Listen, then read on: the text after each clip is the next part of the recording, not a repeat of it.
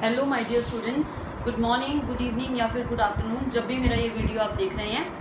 आज हम स्टार्ट करने वाले हैं क्लास 11th का अपना यूनिट 1 का जो टॉपिक रह गया था, जिसका एक वीडियो मैं ऑलरेडी डाल चुकी हूँ कॉम्बिनेशन ऑफ एरर्स पे, या एरर एनालिसिस भी इसे हम कह सकते हैं। और नेक्स्ट वीडियो जो है that is combination of errors को कंप्लीट करने के लिए कॉन्टिन्यूटी में this is the second video for the combination of errors topic. ठीक है, तो हम लोग कुछ एक जो है बेसिक फॉर्मूले जो है अपने प्रीवियस लेक्चर के अंदर डिस्कस कर चुके थे, जो मैं जानती हूँ आपको ज्यादा पल्ले नहीं पड़े होंगे, वो इसलिए क्योंकि हमने कोई भी क्वेश्चन उसके ऊपर नहीं किया था।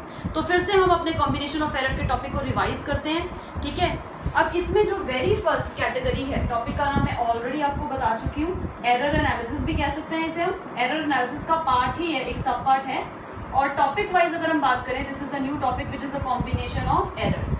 जो एग्जाम्स हैं उनके अंदर इनके जो हैं क्वेश्चंस आते हैं, आपको क्वेश्चन ही लगाने आने चाहिए इस टॉपिक के ऊपर। आपको थ्योरेटिकली जो है इसको कंप्लीट करने की जरूरत नहीं है, मतलब थ्योरेटिकली आपको कुछ भी नहीं इसमें से करना, सिर्फ आपको क्या याद करना है, उसका एक फॉर्मूला और क्वेश्चन किस तरह से सॉल्व करना है इस टॉपिक पे बेस्ड। ठीक है, तो जितने भी एंट्रेंस एग्जाम्स वगैरह होते हैं उनमें भी इनके क्वेश्चंस ही पूछे जाते हैं, तो आपको सिर्फ क्वेश्चंस के ऊपर और फॉर्मूलाज के ऊपर ही फोकस करना है, सिर्फ ट्रिक्स हैं छोटे छोटे से। ठीक है, अब देखो कॉम्बिनेशन ऑफ एरर में सबसे पहला जो हेडिंग आप बनाओगे वो आपके पास क्या है, व्हेन द रिजल्ट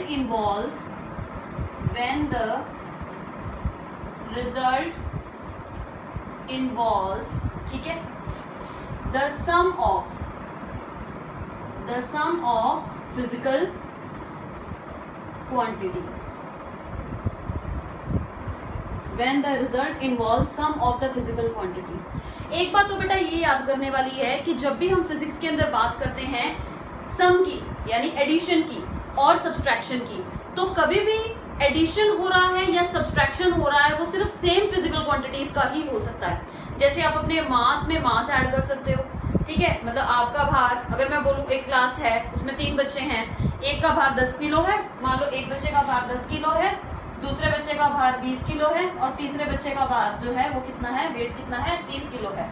तो टोटल वेट निकालो, तो टोटल वेट 30 + 20 + 30 यानी आंसर निकाल दोगे 60 kg। ठीक है, लेकिन अगर मैं आपको बोलूं एक पर्सन है उसका वेट जो है वो 10 किलो है और किसी ग्लास में पानी है वो 1 लीटर है, इन दोनों चीजों को ऐड करो, तो क्या इन दोनों चीजों का एडिशन पॉसिबल है? It is not possible. ना तो इन दोनों चीजों का एडिशन पॉसिबल है, ना इन दोनों चीजों का सब्सट्रैक्शन पॉसिबल है। रीजन क्या है कि जब भी हम बात करते हैं एडिशन की, या हम बात करेंगे सब्सट्रैक्शन की, तो एडिशन या सब्सट्रैक्शन सिर्फ और सिर्फ किनका हो सकता है? सेम टाइप की फिजिकल क्वांटिटीज का। एडिशन या सब्सट्रैक्शन हो सकता है सेम टाइप की फिजिकल क्वांटिटीज का।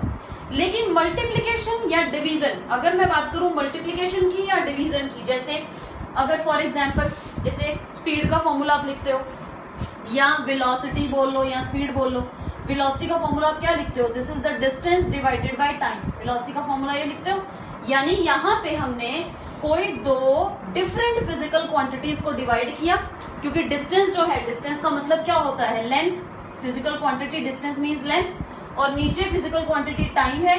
तो जब मैंने लेंथ को टाइम से डिवाइड किया तो मुझे एक नई फिजिकल क्वांटिटी मिली विच इज वेलोसिटी, जिसे हम बोलते हैं डिराइव्ड फिजिकल क्वांटिटी। तो जो भी क्वांटिटी फंडामेंटल फिजिकल क्वांटिटीज को मल्टीप्लाई करके या डिवाइड करके बनती है उसको हम क्या कहते हैं? Derived physical quantity. याद करो, पहले भी मैंने आपको ये चीज करवाई हुई है। ठीक है, तो एडिशन या सब्सट्रैक्शन याद करना है कि सेम फिजिकल क्वांटिटीज का ही हो सकता है, लेकिन मल्टीप्लिकेशन और डिवीजन जो है वो डिफरेंट फिजिकल क्वांटिटीज का भी हो सकता है। क्या बोलूं, मतलब हो ही सकता है, डेफिनेटली हो सकता है। और जब भी हम कोई 2 डिफरेंट फिजिकल क्वांटिटीज को डिवाइड करेंगे या मल्टीप्लाई करेंगे तो हमें एक नई क्वांटिटी मिलेगी, यानी एक नई क्वांटिटी का जन्म होगा और नई फिजिकल क्वांटिटी का जन्म होगा। ठीक है, तो एडिशन सब्सट्रैक्शन, तो सबसे पहला तो जो हमने करना है कॉम्बिनेशन ऑफ एरर्स के अंदर, that is when the result involve. ये तो बेसिक सी चीजें, इसको तो नोट करने की जरूरत नहीं है। ठीक है, ये तो हमने पुराना ही जस्ट थोड़ा सा रिवाइज कर लिया अपना। चलिए अब देखिए, when the result involve the sum of physical quantity, quantities कर देती हूँ, सम ऑफ, यहाँ पे एक वर्ड और ऐड कर सकते हो सेम, अगर कंफ्यूजन लग रही है तो same. When the result involve the sum of the same physical quantity. अब देखो, मान लो कोई एक क्वांटिटी है z को मैं a + b कहती हूँ। ठीक है, z is equal to a plus b, जहां पे a मेरे पास एक फिजिकल क्वांटिटी है और b मेरे पास कोई अनदर फिजिकल क्वांटिटी है। लेकिन जब हम कोई एक्सपेरिमेंटली किसी भी चीज को मेजर करते हैं तो मेजर करते हुए एरर्स आते हैं। तो यानी a के अंदर आपके पास जो एरर है, एक्चुअली में जो फिजिकल क्वांटिटी a है, जब मैंने उसको मेजर किया, जैसे मान लो किसी चीज का मैं लेंथ निकाल रही हूँ, ठीक है, या किसी चीज का मैं डायमीटर निकाल रही हूँ यूजिंग वर्नियर कैलिपर या वर्नियर स्केल या स्क्रू गॉज, इन इंस्ट्रूमेंट्स को यूज करके अगर मैं किसी पतली सी तार का डायमीटर निकाल रही हूँ तो चांसेस हैं गलती होने के, क्योंकि कुछ ना कुछ एरर जो है होगा ही। जब आप बड़ी चीज को मेजर करोगे उसमें एरर होने के चांसेस कम होते हैं, लेकिन आप माइन्यूट लेंथ को मेजर करोगे तो उसमें एरर होने के चांसेस ज्यादा होते हैं। तो ए जो होती है, ए फिजिकल क्वांटिटी, उसमें मान लो डेल्टा ए का एरर है, तो ये ए प्लस माइनस डेल्टा ए का मतलब जो मेरी फिजिकल क्वांटिटी है, फर्स्ट फिजिकल क्वांटिटी या फर्स्ट मान लो लेंथ ही मेजर करें, तो पहला जो मेरा रीडिंग है लेंथ का वो ए है, उसमें प्लस माइनस डेल्टा। इस डेल्टा ए को हम क्या बोलते थे, इस डेल्टा ए को हम क्या कहते हैं, this is known as the absolute error, this is the absolute error in a. उसी तरीके से जो आपके पास नेक्स्ट फिजिकल क्वांटिटी है बी, नेक्स्ट तो नहीं मतलब वही है बट सेकंड रीडिंग है, ठीक है, लेंथ की ही सेकंड रीडिंग, तो बी जो है वो क्या है, b plus minus delta b. तो जब मैं दो लेंथ को ऐड करके टोटल लेंथ निकाल रही हूँ और मेरी फर्स्ट लेंथ की रीडिंग में एरर है डेल्टा ए का एब्सोल्यूट एरर, और सेकंड लेंथ की रीडिंग में मेरे पास डेल्टा बी का एब्सोल्यूट एरर है, तो जाहिर सी बात है भाई कि z में भी क्या होगा, कुछ ना कुछ एरर तो होगा।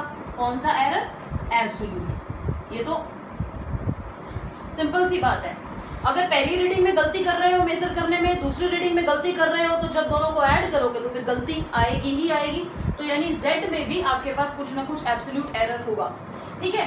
तो z को फिर हम कैसे लिखेंगे, तो z को हम कैसे लिखेंगे, तो z होगा z plus minus delta z, जहां पे इस डेल्टा z को निकालने का मेथड और z को निकालने का मेथड क्या है, z तो आप सिंपली निकाल लोगे दोनों क्वांटिटीज को ऐड करके जो मेन वैल्यूज हैं, यानी a प्लस बी किया, साथ में क्या लिखा प्लस माइनस डेल्टा z को कैसे लिखेंगे, डेल्टा z क्या है, this delta z is the absolute error, this delta z is the absolute error. तो डेल्टा z को फिर कैसे लिखेंगे, delta a plus delta b। तो ये बन गया आपके पास फार्मूला, ठीक है, सिंपल सा फार्मूला है, जल्दी से इसको नोट करो, ठीक है। अब इसके ऊपर क्वेश्चन करते हैं। समझ में कुछ बच्चों को आया होगा, कुछ बच्चों को पहले नहीं पढ़ा होगा, लेकिन एक क्वेश्चन लगा लेंगे तो वैसे ही समझ में आ जाएगा कि किस तरीके से क्वेश्चन पूछा जाएगा। बड़ा ही सिंपल टॉपिक है, ये सवाल तो आने ही नहीं वाला पेपर में, ये तो बेस बना रही हूँ मैं आपका एक बार, ठीक है। चलिए एक क्वेश्चन लगाते हैं इसके ऊपर, पॉज करके नोट कर लिया करो। देखो बेटे, जैसे एक क्वेश्चन बना लेते हैं, the two observations of mass of a person, कोई पर्सन है उसका भार हमने दो बार नोट किया। the two observations of the mass of the person are, दो ऑब्जर्वेशन मान लो मुझे दे रखी, एक ऑब्जर्वेशन है m1 which is 20 plus minus 0.2 kg, और दूसरी ऑब्जर्वेशन है m2 it is 20 plus minus 0.03 kg, ठीक है। ये मैंने दो ऑब्जर्वेशंस निकाली किसी भी पर्सन के मास की, मान लो लेंथ है, मास है, कुछ भी आ सकता है, बस ध्यान रखना है जब सम करना है तो दोनों फिजिकल क्वांटिटीज सेम होनी चाहिए, जैसे दोनों बार मास है, दोनों रीडिंग्स मास के लिए हैं, ठीक है। क्वेश्चन क्या है, find the total mass, total mass निकालना है, ठीक है, फाइंड द टोटल मास। अब देखो सोल्यूशन, ये तो बड़ा ही सिंपल क्वेश्चन है। टोटल मास को कैपिटल M मान लो, जब इस स्मॉल m1 यानी पहली रीडिंग में कुछ ना कुछ एरर है, दूसरी रीडिंग में कुछ ना कुछ एरर है, तो ऑब्वियस सी बात है जब हम टोटल मास निकालेंगे उसमें भी क्या होगा, एरर होगा।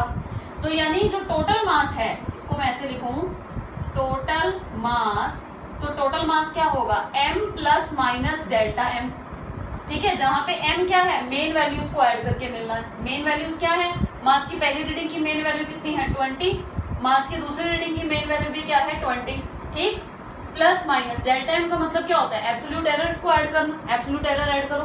पहली रीडिंग का एब्सोल्यूट एरर क्या है, दैट इज 0.2, दूसरी रीडिंग का एब्सोल्यूट एरर क्या है 0.03, तो ये बन गया 20 प्लस 20 40 प्लस माइनस दोनों एब्सोल्यूट एरर को ऐड किया तो ये बन गया 0.23, यानी आपका आंसर बन गया 40 plus minus 0.23 kg, this is the total mass. समझ में आ गया होगा भाई, ठीक है। नोट करो, चलो जल्दी से।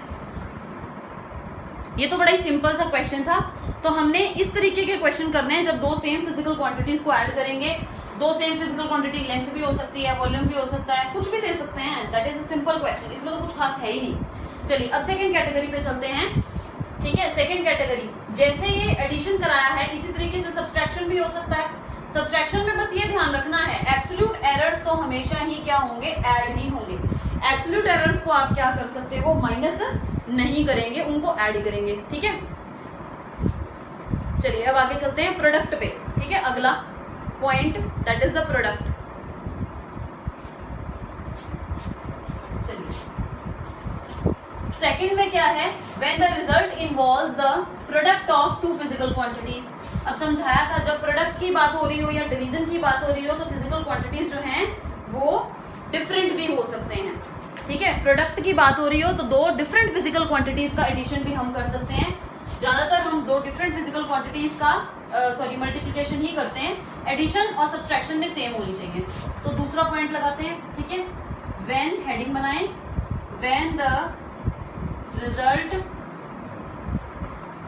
इन्वॉल्व्स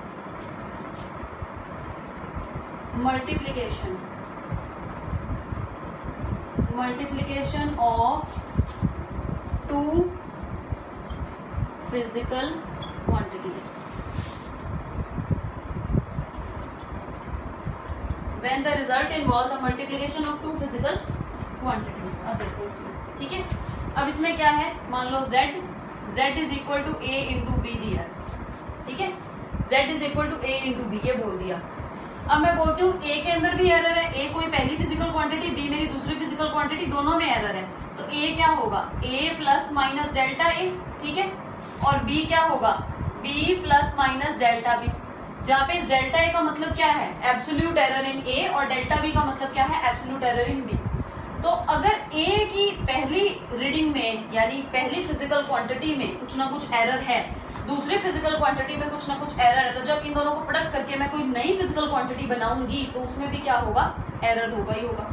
तो यानी z जो होगा it can be written as z plus minus delta z। Problem है z और डेल्टा z कैसे निकाला जाए। तो देखो z को कैसे निकालेंगे, z तो सिंपली आ जाएगा आपके पास। इस z को तो आप सिंपली कैसे लिख सकते हो, a इंटू बी। दिक्कत है इस डेल्टा z की, जो एक नया फार्मूला देगा। अब डेल्टा z कैसे निकालना है, ये चीज समझनी है आपने। ठीक है, डेल्टा z हम कैसे निकालेंगे। तो यहाँ पे डेल्टा z निकालने का तरीका आपके पास क्या है, आपने पहले तो delta z by z is equal to delta a by a plus delta b by b, ये करना है। Delta z by z is equal to delta a by a plus delta b by b। जहां पे इस delta z by z को हम क्या कहते हैं, this part it is known as the, इसको क्या कहते हैं, याद करो, करवाया हुआ काम है, इसको बोलते हैं हम रिलेटिव एरर। ये डेल्टा z बाय z आपके पास क्या होता है, this is known as relative error. This is the relative error in z। Delta a by a इसको हम क्या कहते हैं, this is known as relative error in a, b। ये a और b के रिलेटिव एरर्स हैं। तो बस जब भी मल्टीप्लिकेशन का क्वेश्चन आए, मल्टीप्लिकेशन के क्वेश्चन में सिर्फ एक ही चीज आपको याद रखनी है कि जब भी दो फिजिकल क्वांटिटीज का प्रोडक्ट हो रहा है और एक नई फिजिकल क्वांटिटी बन रही है हमारे पास z, तो अगर a में एरर है absolute error delta a, b में एब्सोल्यूट एरर है डेल्टा b, तो z में भी कुछ ना कुछ एब्सोल्यूट एरर होगा। सिंपल z तो हम a इंटू बी करके निकाल लेंगे, क्योंकि क्वेश्चन क्या है, मल्टीप्लीकेशन। तो मल्टीप्लाई कर दिया, a इंटू बी को मल्टीप्लाई किया, z को मिल गया। प्रॉब्लम है डेल्टा z निकालने की। तो डेल्टा z निकालने का मेथड क्या होता है, डेल्टा z बाय z यानी रिलेटिव एरर निकालो z का, which will be equal to relative error in a plus relative error in b। ये चीज याद रखनी है, मल्टीप्लाई है तो बीच में साइन क्या होगा, एरर्स ने ऐड ही होना है। एरर हमेशा ही ऐड होंगे, जैसे हमने एडिशन किया, सब्सट्रैक्शन भी करेंगे तो एरर्स ने ऐड ही होना है। एक इसका क्वेश्चन लगाते हैं, फिर हम एक सब्सट्रैक्शन का क्वेश्चन भी लगा लेते हैं। ठीक है, चलो इसको उतारो फटाफट। अब इसके ऊपर एक क्वेश्चन कराती हूँ, फिर आपको समझ में आएगा। चलिए रब करते हैं, देखो मल्टीप्लिकेशन वाले में कैसे करेंगे काम। क्वेश्चन लिखो, the area of a rectangle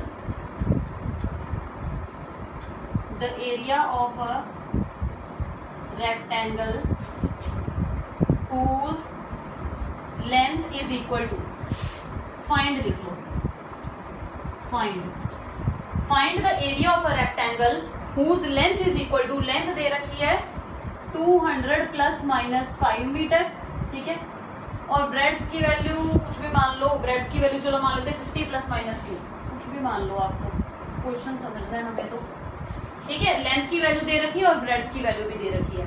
अब देखो यहाँ पे लेंथ में और ब्रेड्थ में दोनों में एब्सोल्यूट एरर है, जैसे लेंथ में एरर है 5 और ब्रेड्थ में क्या एरर है 2।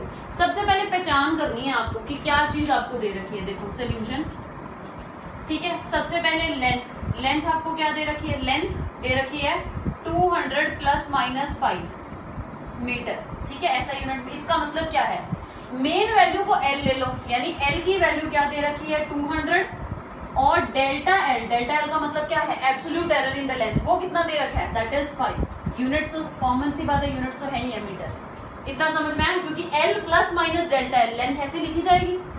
तो इस तरीके से ब्रेड्थ आपको क्या दे रखी है क्वेश्चन में, ब्रेड्थ दे रखी है 50 प्लस माइनस 2 मीटर।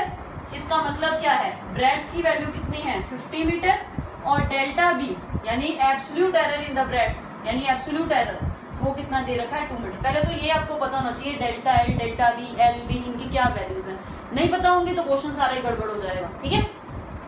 अब आपको चाहिए क्या, एरिया। एरिया के लिए सिंबल ए ले लो। तो एरिया ए थोड़ी होगा, एरिया तो होगा ए प्लस माइनस डेल्टा ए, क्योंकि ऑब्वियस ही बात है, अगर लेंथ में एरर है, ब्रेड्थ में एरर है, तो एरिया में भी तो कुछ ना कुछ एब्सोल्यूट एरर आएगा।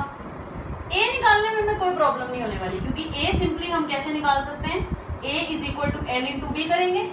L की वैल्यू दे रखी है, इट इज 200, B की वैल्यू दे रखी है, इट इज 50, प्रोडक्ट किया 5 इंटू 2 बन गया 10, और साथ में 3 जीरोस और ये मीटर स्क्वायर, क्योंकि एक यूनिट इसका मीटर, 1 मीटर, और एरिया का यूनिट, ऐसा यूनिट क्या होता है मीटर स्क्वायर। ये तो चलो बन गया, इसमें तो कोई परेशानी आई नहीं हमें, ठीक है। हमें एरिया चाहिए, एरिया लिखना है, इस तरीके से हमें एरिया को राइट डाउन करना है। प्रॉब्लम है डेल्टा ए की, तो फार्मूला समझाया था, फार्मूला क्या था, यहाँ साइड पे लिखूं, अगर z a इंटू बी हो तो absolute error delta z by z कैसे आएगा, delta a by a plus delta b by b. ये किया था ना हमने। ऐसे ही यहाँ पे अब डेल्टा a बाई ए, क्योंकि z की जगह मेरे पास एरिया है, तो एरिया के लिए मैंने सिंबल क्या चूज किया है, कैपिटल ए। तो delta a by a will be equal to a into b था, a इंटू बी की जगह, a की जगह यहाँ पे क्या है l ने ली हुई है, तो ये बनेगा delta l by L plus b की जगह स्मॉल b है which is the breadth, delta b by b। अब देखो डेल्टा l की वैल्यू, डेल्टा l की वैल्यू क्या पड़ी है 5, ये पड़ी 5, और l की वैल्यू क्या पड़ी है 200 पुट की, प्लस डेल्टा b की वैल्यू कितनी है 2, और इसकी वैल्यू क्या है दैट इज 50, ठीक है। एलसीएम ले लो, अब ये एलसीएम आएगा 200, ये बन गया 5 प्लस 40,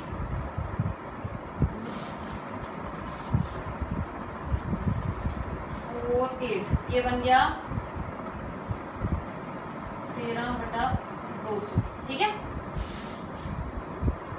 13/200। आपको तो डेल्टा ए चाहिए, तो डेल्टा ए क्या होगा 13/200 मल्टीप्लाइड बाई ए, और ए की वैल्यू आप ऑलरेडी निकाल चुके हो, ए की वैल्यू क्या है ये पड़ी विच इज 10,000, तो ये बन गया 13/200 मल्टीप्लाइड बाई 10,000, 2 जीरोस कैंसिल की, 2 के टेबल पे इसको काट दो, ये 50 आ गया, 13 5 are 65, तो ये क्या बन गया 650 मीटर स्क्वायर। तो यहाँ से डेल्टा ए मुझे मिल गया 650 मीटर स्क्वायर, और ए मेरे पास क्या है दैट इज 10,000। तो एरिया जो है, एरिया को लिखना कैसे है a प्लस माइनस डेल्टा ए, तो a की वैल्यू हमने क्या डाल दी यहाँ पे 10,000 प्लस माइनस डेल्टा ए की वैल्यू क्या डाल दी 650, ये मीटर स्क्वायर में हमारे पास क्या आ गया। तो इस तरीके से हम लोग एरिया को रिप्रेजेंट कर सकते हैं। अब यही क्वेश्चन जो है थोड़ा मोड करके भी आपको आ सकता है, पहले इसको उतारो, इसी क्वेश्चन में मैं एक चेंज कर देती हूँ, फाइंड द एरिया की जगह अगर हम कुछ और कर दें तो कैसे करेंगे क्वेश्चन सॉल्व, इजी मेथड से।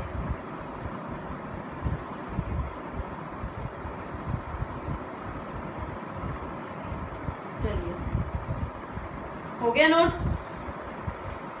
अब ये आंसर मत भूलना, ये आंसर याद रखना। आंसर आपका एरर का क्या आया है इट इज 650। ठीक है, आंसर आपका एरर का क्या है 650। मैं यहाँ पे आंसर लिख रही हूँ। ठीक है, जिस तरीके से क्वेश्चन पूछा जाएगा हम उसी तरीके से अटेम्प्ट करेंगे। इस क्वेश्चन में पूछा था एरिया बताओ, तो एरिया को रिप्रेजेंट करने का मेथड तो होता है area A plus minus delta है, तो एरिया की मैंने मेन वैल्यू भी निकाल दी और एरिया का मैंने एब्सोल्यूट एरर भी निकाल दिया। इतना समझ में आया? ठीक है, तो यहाँ पे याद कर लेते हैं, हम लिख लेते हैं कि हमने एरिया यानी ए प्लस माइनस डेल्टा ए का आंसर क्या निकाला, एरिया तो निकला हमारा 10,000 प्लस माइनस डेल्टा ए क्या निकला हमारा 650 मीटर स्क्वायर। अब इस क्वेश्चन में एक ट्विस्ट डाल देते हैं, थोड़ा सा इसी क्वेश्चन को हम चेंज कर देते हैं। ठीक है, चलिए आगे देखो। अब इस क्वेश्चन में फाइंड द एरिया की जगह अगर मैं आपको बोलूं find percentage error in area, question मैंने दे दिया find the percentage error in the area of a rectangle whose length is this breadth is this. ठीक है, परसेंटेज एरर निकाल के दो। अब परसेंटेज एरर क्या चीज है ये समझो।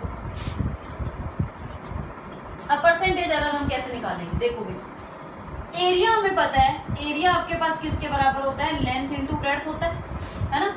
जब भी हम कोई दो फिजिकल क्वांटिटीज का प्रोडक्ट करते हैं, यानी जैसे z is equal to a into b करते हैं, तो डेल्टा z क्या होता है, delta z by z is equal to delta a by a plus delta b by b. ये हमने तरीका किया ना, ये दो फार्मूले ही हैं अलग अलग कि मेन वैल्यू निकालने के लिए आप दोनों की मेन वैल्यूज को डायरेक्टली मल्टीप्लाई करो। जैसे लेंथ की ये मेन वैल्यू को ब्रेड्थ की ये मेन वैल्यू से मल्टीप्लाई करके मैंने मेन आंसर ऑफ एरिया निकाला। फिर मुझे एब्सोल्यूट एरर चाहिए, एब्सोल्यूट एरर के लिए ये वाला फॉर्मूला लगाओ। अब परसेंटेज एरर क्या होता है ये चीज समझ लो। परसेंटेज एरर का मतलब क्या होता है, परसेंटेज एरर मान लो मुझे निकालना है इन z, तो परसेंटेज एरर इन z क्या होगा, that will be equal to delta z by z multiplied by 100%। This is the formula for percentage error. ये हमने किया हुआ है पिछले वीडियो के अंदर। इससे पहले जो एक वीडियो डाली थी और मैंने सेकंड लास्ट वीडियो, उसमें परसेंटेज एरर समझाए थे, एब्सोल्यूट एरर भी समझाए थे, मीन एब्सोल्यूट एरर भी समझाए थे, सारा कुछ हमने उसमें किया था। तो याद रखना है परसेंटेज एरर क्या होता है, डेल्टा z बाई जेड, इसको बोलते हैं relative error. Delta z by z this is known as the relative error. तो रिलेटिव एरर को जब हम 100% से मल्टीप्लाई कर देते हैं तो वो हमारे पास क्या बन जाता है, परसेंटेज एरर बन जाता है। तो this is the percentage error in z। इसी तरीके से अगर हम परसेंटेज एरर इन a लिखें तो वो क्या होगा, delta a by a multiplied by 100%। इसी तरीके से अगर हम परसेंटेज एरर इन a नहीं, हाँ चलो a ले लो, b निकाले तो वो क्या होगा, delta b by B multiplied by 100%। तो ये फार्मूले लिखे हैं मैंने साइड पे। तो यानी अगर आपको परसेंटेज एरर इन z निकालना है तो परसेंटेज एरर इन a और परसेंटेज एरर इन b को ऐड कर दो, क्योंकि हमने कुछ नहीं करना। इस सारी इक्वेशन को किससे मल्टीप्लाई कर देना है, 100% से। जब इस सारी इक्वेशन को 100% से मल्टीप्लाई करेंगे तो ये फॉर्मूला क्या बन जाएगा, delta z by z multiplied by 100% is equal to delta a by a multiplied by 100% plus delta b by B multiplied by 100%। बन गया फॉर्मूला। इस फार्मूला को कैसे लिखेंगे, relative error in z is equal to, relative नहीं percentage error, relative तो बिना 100 के होता है और परसेंटेज 100 के साथ होता है। तो percentage error in z is equal to percentage error in a plus percentage error in b। अब क्वेश्चन में वो क्या बोल रहा है, find the percentage error in area.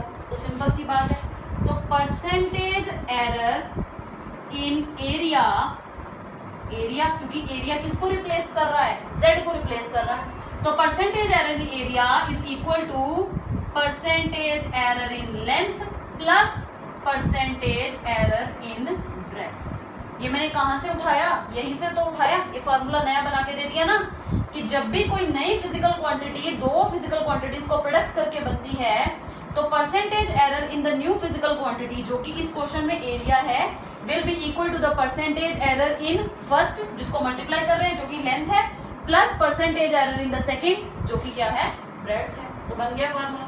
अब परसेंटेज एरर इन एरिया तो चाहिए आपको। परसेंटेज एरर इन लेंथ क्या है, परसेंटेज एरर इन लेंथ क्या होगा, delta L by L multiplied by 100% plus percentage error in breadth क्या होगा, delta B by B multiplied by 100%। Delta L की वैल्यू देखो क्या पड़ी, डेल्टा एल की वैल्यू क्या पड़ी, 200। ठीक है, एल की वैल्यू क्या पड़ी है, सॉरी डेल्टा एल की वैल्यू तो है 5 और L की वैल्यू क्या है 200 मल्टीप्लाइड बाय 100% प्लस ये तो पहला आ गया, this is the percentage error in length. Percentage error in breadth कैसे लिखेंगे, डेल्टा बी की वैल्यू क्या है 2 और बी की वैल्यू कितनी है that is 50 multiplied by 100%। 2 zero से 2 जीरो काट दी, इसको काटेंगे 2 आ गया, इन दोनों को डिवाइड करेंगे 2.5 आ गया 2.5% और इन दोनों को करेंगे तो क्या आ गया 4%। 4% में 2.5% जोड़ो कितना बन गया 6.5%। तो 6.5% आपके पास क्या आया, this is the percentage error in area. एक तो तरीका ये है इस क्वेश्चन को करने का, परसेंटेज एरर इन एरिया निकालना। दूसरा तरीका, अगर मान लो इस क्वेश्चन में पहले पार्ट में आपको पूछा होता फाइंड द एरिया और सेकंड पार्ट में पूछा होता फाइंड द परसेंटेज एरिया, फिर आपको ये कैटेगरी करने की जरूरत नहीं थी, क्योंकि एरिया को कैसे लिखा है वो तो हम ऑलरेडी कर चुके हैं। ये पढ़ा है ना। दो तरीके बता रही हूँ, हर बच्चे का अपना अपना तरीका होता है करने का, किसी को कोई मेथड इजी लगता है, किसी को कोई मेथड इजी लगता है, लेकिन पता हमें सारे मेथड होने चाहिए। ये तो ट्रिक वाला मेथड है तो इजीली सॉल्व हो जाएगा फटाफट, इसमें कुछ कैलकुलेट करने की जरूरत नहीं। तो एमसीक्यू कोई आता है तो फटाफट से झटपट आंसर आ जाएगा आपका। लेकिन अगर हम थ्योरेटिकली की बात करें, मान लो पहला पार्ट आपको पूछा होता कि एरिया लिखो, तो एरिया हमने ये निकाला ना सारा सॉल्व करके, बड़ा सारा करके सॉल्व किया था, ये निकाला था एरिया। अब अगर इसी से मुझे एक ही स्टेप में सेकंड पार्ट करना हो, सेकंड पार्ट है मेरा find the percentage error in area, तो हम क्या करेंगे, अब ये वाला हिस्सा मैं रख कर रही हूँ। अगर सेकंड पार्ट आपको पूछा होता find the percentage error in area, तो पहले पार्ट में आप एरिया तो सारा सॉल्व कर चुके हो ना, अब मैं सेकंड पार्ट बना के कर रही हूँ। तो पहले पार्ट में मैंने एरिया यानी कि A plus minus delta A जो निकाला था वो क्या था 10,000 प्लस माइनस 650 मीटर स्क्वायर। अब परसेंटेज एरर इन एरिया ये मैंने समझाया, इसको कैसे लिखते हैं, delta A by A multiplied by 100%। ये तो फार्मूला हमने किया है कि परसेंटेज एरर कैसे लिखते हैं, परसेंटेज एरर किसी भी फिजिकल क्वांटिटी का कैसे लिखेंगे, डेल्टा यानी एब्सोल्यूट एरर उस फिजिकल क्वांटिटी का divided by the main value multiplied by 100%। तो डेल्टा ए तो आप निकाल चुके हो, डेल्टा ये पड़ा दैट इज 650, ए कितना निकाला आपने दैट इज 10,000 मल्टीप्लाइड बाय क्या कर दो 100%। ये 2 जीरो कैंसिल, ये जीरो इससे कैंसिल, क्या आंसर आया 6.5%। इधर वाले तरीके से देखो 6.5% और इधर वाले तरीके से देखो फिर से 6.5%। तो जो भी तरीका आपको इजी लगे उस तरीके को आप फॉलो कर लो, ठीक है। अगर आपको 2 पार्ट पूछे हैं क्वेश्चन में, फिर बेटर है पहले एरिया को निकालो, फिर यहाँ से एक ही स्टेप में ये आंसर निकाल दो। लेकिन अगर क्वेश्चन में आपको एरिया कैसे लिखते हैं नहीं पूछा, सीधे ही पूछ लिया find the percentage error in area निकाल के दो, फिर आप इस ट्रिक को फॉलो कर लो। दोनों तरीके सही हैं, जो तरीका आपको इजी लगे उस तरीके को क्या करो फॉलो कर सकते हो, ठीक है। चलिए अब आगे चलते हैं, एक क्वेश्चन चलो और कर लेते हैं, है ना। हमने एडिशन का तो किया, सब्सट्रैक्शन का हमने किया नहीं। सब्सट्रैक्शन में फिर आपको प्रॉब्लम आ जाएगी कि कैसे निकाला सब्सट्रैक्शन। चलिए एक क्वेश्चन और लगा लेते हैं सब्सट्रैक्शन का पहले, फिर उसके बाद नेक्स्ट पे चलेंगे। तो सब्सट्रैक्शन का मैं कोई पॉइंट करके नहीं करवा रही आपको, सीधा ये क्वेश्चन ही कर लेते हैं सब्सट्रैक्शन के ऊपर, तो वैसे ही पता लग जाएगा कि सब्सट्रैक्शन में क्या करना है, ठीक है। अब जैसे मान लो, अच्छा पहले ये फार्मूला लिखा देती हूँ। अगर मान लो z है, तो कोई भी फिजिकल क्वांटिटी z है, दो सेम टाइप की फिजिकल क्वांटिटीज को सब्सट्रैक्ट करके बन रहा है, सेम टाइप, याद रखना है सेम टाइप, क्योंकि एडिशन सब्सट्रैक्शन हमेशा सिर्फ सेम टाइप की फिजिकल क्वांटिटीज का ही हो सकता है। लेकिन मल्टीप्लिकेशन डिवीजन किन्हीं भी 2 फिजिकल क्वांटिटीज का हो सकता है। यानी लेंथ में से लेंथ जाएगी, मास में से मास जाएगा, वॉल्यूम में से वॉल्यूम जाएगा। कभी भी मास में से वॉल्यूम सब्सट्रैक्ट नहीं हो सकता या मास में वॉल्यूम ऐड नहीं हो सकता, ठीक है। अगर आपके पास कोई फिजिकल क्वांटिटी z है जो 2 वैल्यूज को, 2 फिजिकल क्वांटिटीज सेम टाइप की फिजिकल क्वांटिटीज की 2 वैल्यूज को माइनस करके बन रहा है, सच दैट ए में एरर है। ये क्या दिया है a plus minus delta x, बार बार बता चुकी हूँ, डेल्टा है मतलब absolute error in a. B दूसरी रीडिंग क्या है b plus minus delta b. तो जब a में गलती है, ये गलती है, b में गलती है, मेजर करने में गलती है, तो z में तो गलती आएगी ही आएगी, ठीक है, क्योंकि z इन दोनों को माइनस करके बना है तो गलती तो आएगी। तो z कैसे लिखा जाएगा, तो z will be equal to, z को आप सिंपली z नहीं लिख सकते बल्कि लिखेंगे z plus minus delta z। अच्छा अब z कैसे निकालें, z तो डायरेक्टली निकाल लोगे a माइनस बी करके, क्योंकि सब्सट्रैक्शन है ना, क्वेश्चन में बोला यही है कि 2 फिजिकल क्वांटिटीज को माइनस करके z बनाना है। तो z तो a माइनस बी हो गया, प्रॉब्लम क्या है डेल्टा z की। नॉर्मली बच्चे क्या करते हैं, इसको लिखेंगे delta a minus delta b, ये हो जाएगा सत्यानाश, गलत। आपको ये बात याद रखनी है कि एरर हमेशा ही क्या होने हैं, ऐड होने हैं। दो मेन वैल्यूज को आप माइनस कर सकते हो, मेन वैल्यूज को आप ऐड भी करोगे। जब दो फिजिकल क्वांटिटीज का एडिशन हो रहा होगा तो दोनों वैल्यूज को, मेन वैल्यूज को ऐड करोगे। जब सेम टाइप की फिजिकल क्वांटिटीज का सब्सट्रैक्शन हो रहा होगा तो सब्सट्रैक्ट करोगे, लेकिन एरर को क्या करोगे, ऐड ही करोगे, एरर सब्सट्रैक्ट नहीं कर सकते। तो डेल्टा जेड यानी error, delta a plus delta b, absolute delta z क्या है, absolute error in z, it will be equal to absolute error in a plus absolute error in b. हो जाएगा question solve. ठीक है, चलिए एक question फटफट लगा लेते हैं इसके ऊपर भी। जैसे हमने मास का किया, हमें क्वेश्चन नहीं लिख रही, सिंपली वैल्यूज दे रही हूँ। कोई एक पर्सन है, उसका मास मेजर किया हमने 20 प्लस माइनस 0.5 kg आया। ठीक है, दूसरे पर्सन का मास मेजर किया मैंने 10 प्लस माइनस 0.2 kg आया। अब क्वेश्चन क्या है, find the difference in their mass. Question है find the difference in their mass. कैसे करेंगे, अब देखो, find the difference in their mass, z क्या होगा, मास का डिफरेंस करना है ना, तो z को डिफरेंस ऐसे लिख लो पहले, difference in mass, difference in मास किसके बराबर होगा, z plus minus delta z। Difference in mass is equal to z plus minus delta z, जिसमें z कैसे निकालेंगे, z तो सिंपली a माइनस बी करके आ जाएगा। a माइनस बी का मतलब यहाँ पे a माइनस बी क्या है, a यानी मेन वैल्यू कितनी है 20 माइनस b दूसरी वैल्यू क्या है, दैट इज 10। दोनों को सब्सट्रैक्ट किया, आंसर क्या आ गया 10 kg। और डेल्टा z कैसे निकालेंगे, डेल्टा z समझाया था, एब्सोल्यूट एरर दोनों को ऐड करना है। तो पहली वैल्यू, पहले बंदे के बाहर का एब्सोल्यूट एरर कितना है 0.5, दूसरे पर्सन के वेट का एब्सोल्यूट एरर कितना है 0.2, ऐड किया, आंसर क्या बन गया 0.7। ऐसा यूनिट क्या है, kg। क्वेश्चन में kg दे रखा है। ठीक है, तो therefore difference in mass will be equal to z plus minus delta z, z की वैल्यू 10 प्लस माइनस 0.7 kg। तो this will become your answer. समझ में आ गया होगा, है ना? जल्दी से लिखो। चलिए,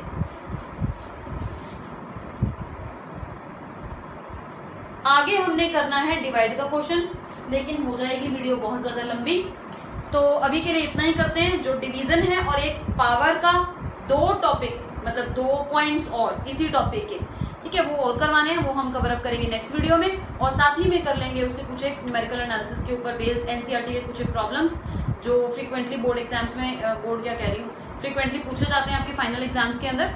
तो अभी के लिए इतना ही, बाकी हम करेंगे नेक्स्ट वीडियो में। Thank you so much.